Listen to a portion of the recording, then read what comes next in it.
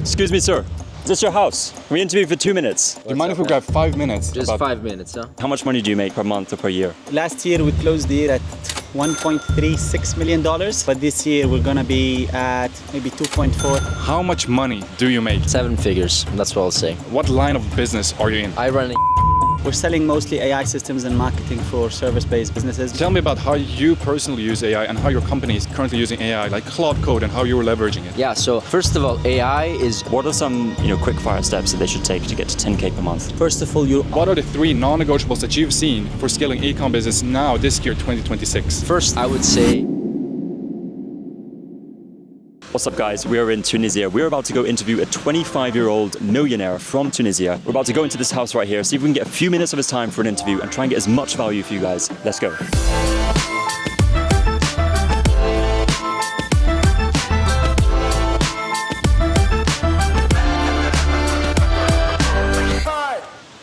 Excuse me, sir. Is this your house? We interview for 2 minutes. Yeah, sure.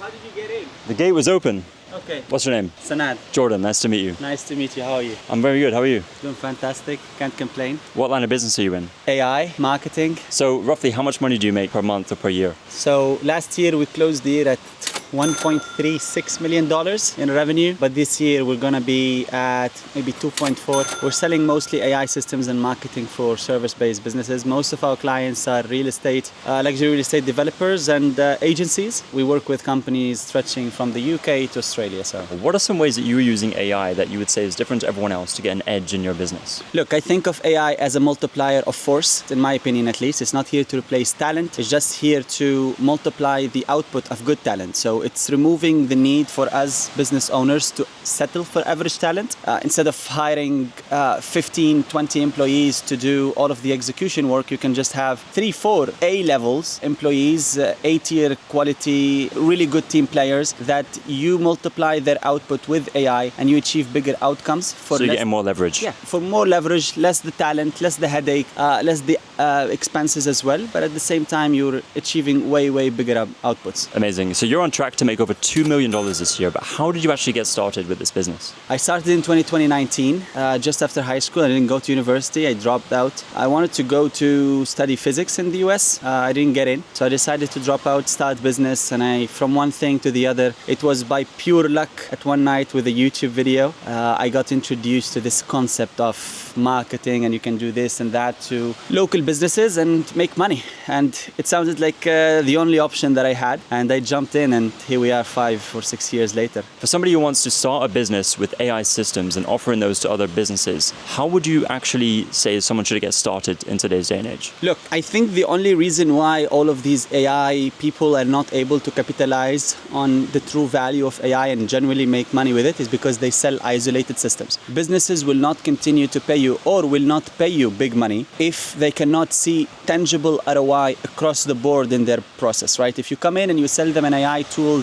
or an AI workflow, whatever it is, that's going to achieve X within their sales process, for example, lead filtration or lead qualification, yeah, sure, but what about appointment setting? What about reminders to increase show-up rate? What about post-sales call flows and all of that later stage of the sales process? This is an example. Solve bigger problems end-to-end. If you're going to focus on one specific little problem within a bigger mechanism of a business, you're not going to be able to make money because you're not solving the whole problem. And if people cannot quantify ROI out of your system because of other broken things in their business, they're not going to continue to pay you or they will not pay you at all. So be smart, solve bigger problems, be able to understand business needs and break them down into small steps that you can introduce AI to, and solve larger scales operations or workflows within businesses. 2 things you will achieve. You'll be able, first of all, to charge higher because you're solving bigger problems. And second, you'll be able to retain clients more because they are dependent on you and they are in need to the outcomes or that your system is achieving or to the infrastructure you built them. So if someone wants to go to, let's just say 10K per month with this service, right, offering this to other businesses, what are some, quick fire steps that they should take to get to 10K per month? Niche down. When I say niche down, I don't mean specifically focus on one specific line of business, but A lot of people come to me and ask, okay, but which niche? This is a very irrelevant question because in my opinion, every business needs more customers, every industry is good. Now, there are industries where you as a potential service provider can make more money than others, sure. And my rule for that is quite simple. Work with industries where if you do something for them, whether it's marketing, AI or whatever, the output or the ROI of that system or marketing or whatever it is that you build them is going to pay them way more than what they pay you. So if they are making more money every single month through you compared to what you charge them, they're always going to be able to pay you. They're always going to be happily working with you, referring you more clients and reinvesting those profits with you. So let's just say someone is already making 10K per month or around that mark. How do you actually get to 100K per month? First of all, your offer, you need to understand that what people buy from you doesn't necessarily mean that's the only thing they can buy from you. So offer ladders, essentially. So if someone comes to you for marketing, you can potentially sell them content. You can potentially send them an AI system. You can potentially sell them AI dashboards for tracking. Try to increase how much you make from one single client, because retaining one client and expanding their LTV with you is always going to be cheaper than going out and trying to acquire a new client, whether the factors are time or money. So second thing, which goes against the concept of scale, is before seeking scale, focus on nailing down your operations. When you nail down your operations, scale become inevitable because you're not worried that getting more clients or more clients that you should will break your operations. So nail down your operations, have the right team in place with you, have your execution team, have your management team in place. Make sure that all of the service delivery process for all of your offers is documented, streamlined, and anyone that can join the next morning within a week, they can learn whatever you hire them to do. This is extremely important so you move faster down the lane. Now, not only streamlining your operations will also achieve one of the most important things, which is retention. Your clients will stay longer with you because they are happier working with you. They do not feel the degrade of quality of work with you scaling. So nail down your operations. This is the most important thing before you go on and actually crack sales. So at this point, if you're making 10K, 15K, you're already doing something that's making you money. So you cracked somehow sales. The biggest multiplier of output when it comes to sales, at least from my experience, this is what I've been doing. I did cold in my early days, but everything that I do right now is through paid ads. Learn paid advertising, make sure that you acquire the skill of spending $1 in and getting $10 back, $18 back, $5 back, whatever it is, depending on your offer and pricing. So make sure that you know how to run ads. Make sure that you know how to get people to book meetings with you. Make sure that you know how to get people to show up to meetings, how to pitch them, how to conduct your sales process, and how to do post-sales process onboarding and all of that stuff. Clients will always decide to work with you long-term, depending on the first 48 hours of them saying yes to you. If your onboarding process is scattered, not streamlined, chaotic, you're giving a bad impression. Yeah. And you have more odds of them not continuing to work with you than they do. Tell us, what was your rock bottom in life? What was the lowest point of your life before all of this success? This is a crazy question. Look, I would say the only experience that truly stands out with me, and it's really the thing that challenged me on a lot of moral level, personal level, mental level. It was in my early days. I literally came out of nothing. It was a big conundrum that I was stuck in my early days, where I was supposed to go study in the US. I found myself the only person that my family is dependent on to make revenue or put food on the table. And I was 18 at that time, so it wasn't really easy. It was a lot of pressure, and I struggled with that for a few years. Just the sheer volume of the pressure from someone that's so excited to go study in university and live like a 19-year-old, right? The average life of a 19-year-old, to having life put me in the corner with all of the circumstances that I had in my personal life, to be able to jump from that to where I am here. I went through a lot of mental battles, I would say, to get over it and be comfortable with my own skin. And that was really the biggest thing that challenged me the most in my personal life. But I'm grateful for it. I mean, if with everything that happened during that time, if I had the opportunity to go back, I would redo it exactly the same, because it made me the man who I am today. As a man, you are only as good as the challenges you go through. That's something I truly believe. And if you have an easy life as a man, what benchmark would you have to take decisions on? How would you expand your horizons? How would you expand your mental frameworks to analyzing problems, getting out of conundrum situations, etc.? So challenge, and I would say say between parentheses, misery is important for a man's life to shape their character. Most people are only scratching the surface with Claude Code, but I can imagine that you've gone pretty deep in your business. Yeah. What are some quick fire ways that you're using Claude Code that you feel like is giving you an edge and that nobody else is doing? Look, Claude Code genuinely transformed and changed how I do my business. A couple of years ago, we used to sell AI systems that are very custom-made, complex. It used to take us, depending on the system, up to 35, 45 days to deliver. It used to cost us a lot, thousands and thousands of dollars in delivery fees. Yes, we used to charge a lot, but it wasn't the most scalable model. And then Claude Code came in, and we were able to productize all of that service delivery to the point right now where it costs us now almost like 30 minutes to deliver, and we can deliver it cheaper to clients, allowing us to scale faster, allowing us to serve more people while being 80, 90, even 95% profitable. Wow. If there is one thing that will genuinely transform how the kind of output you get out of AI is by simply having clarity on your processes. You come into AI and you want to build something, you want to do something. Have clarity first. What do you want to build? Break that thing down into small pieces. Point A, point B, point C until point Z. Plan before you build. Plan before you build. Make sure you have the mental clarity of what you want to build, because if you don't, you will build AI slop that everyone else does. But the riches is in the niches, but not necessarily in industries, but also the niches of the ideas. So your ideas, your experiences, your perspective of systems, lives, processes, whatever you're trying to use AI for, implement that perspective, because that's your only leverage. Because in the age of AI now, everyone says the same thing, everyone does the same thing. What's gonna make it unique is your own perspective, it's your own thoughts, it's your own ways of doing things. So make sure that you document that properly, explain it to AI properly, so it gives you outcomes that can stand out. Amazing. Well, you have great advice, my friend. Thank you very much. Absolutely, my pleasure. Appreciate this. Absolutely, my pleasure. Thank you, guys. Guys, Jordan just had an incredible interview with Sanad Bogalmi, who's a 25-year-old millionaire out of Tunis. Came from nothing, today lives in Dubai, enjoying life here in Tunis in this beautiful villa. He just told us that his friend, Brand Mehdi, who's a successful entrepreneur, who's also staying in this villa right now, just arriving up front in his Mercedes. I'm going to grab him and see if we can grab 5 minutes with him to ask the important questions. Let's go. Hey man, what's going on, man?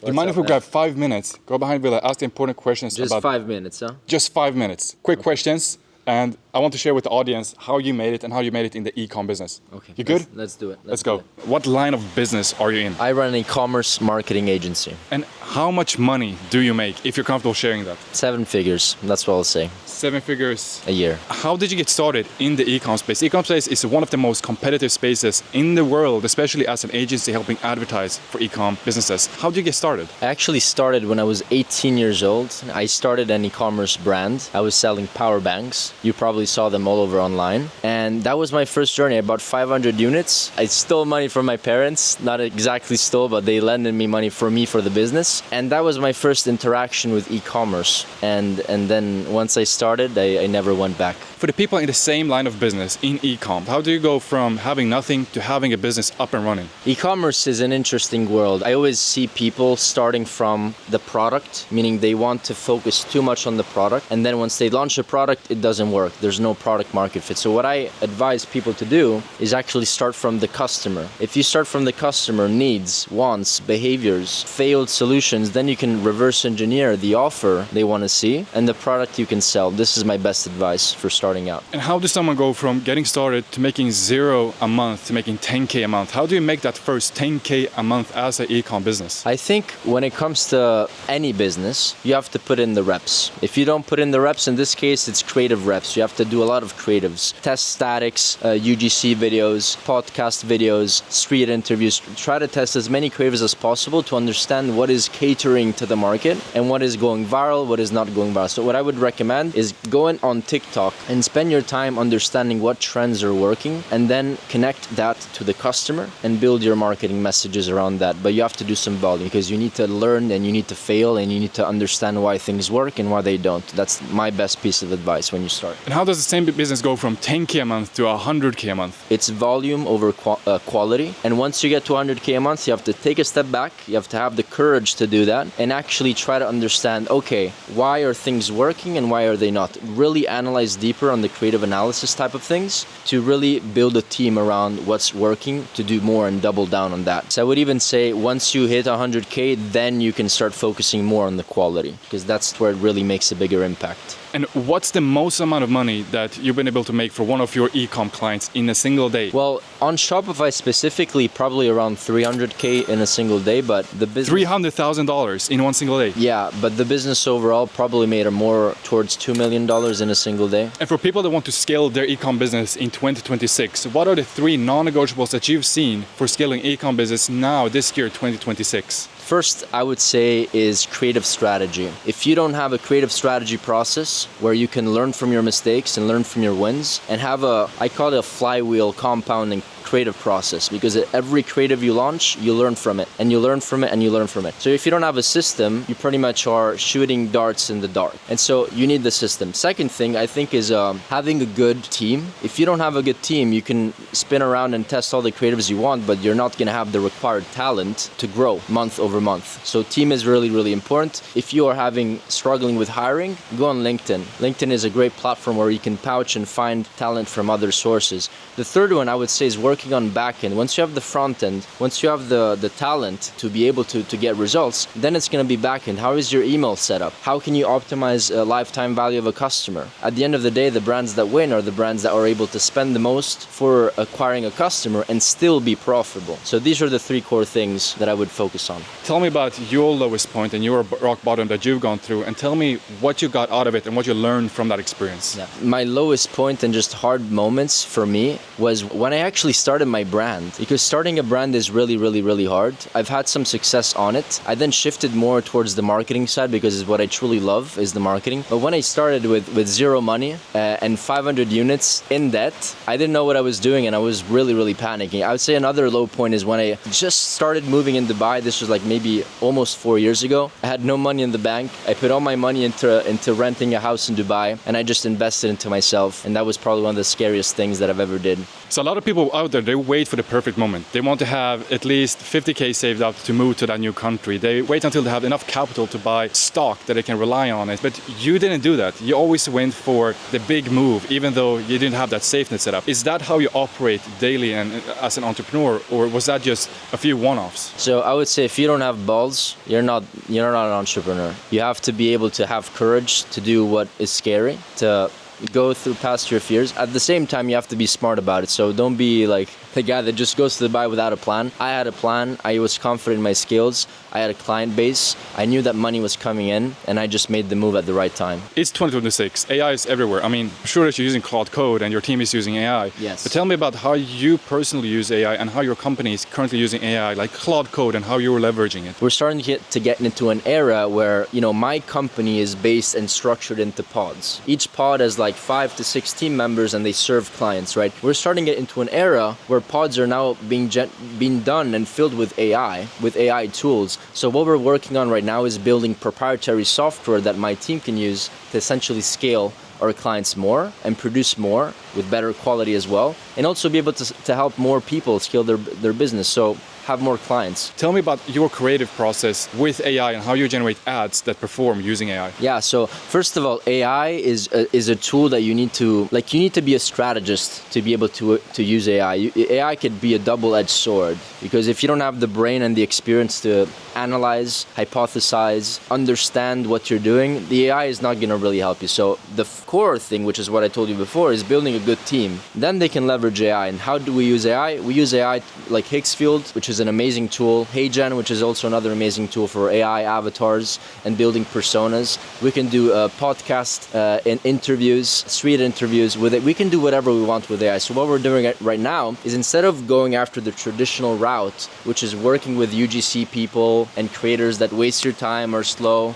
don't get back to you, we work with AI and build avatars, right? Another really good thing that is working is animations. You know how these 9-10 figure brands have mascots? We're trying to build the same principle for our clients and build animation, Pixar style ads for our clients, and those are working very well. All of it is AI. Thank you so much, Brando. Where can people find you? Well, they can find me on my YouTube channel. I have a decent following. I'm trying to grow as much as possible, so YouTube is the place where you can follow me, and Instagram as well. Brando Monetti. Awesome. I hope you guys enjoyed that. Thank you.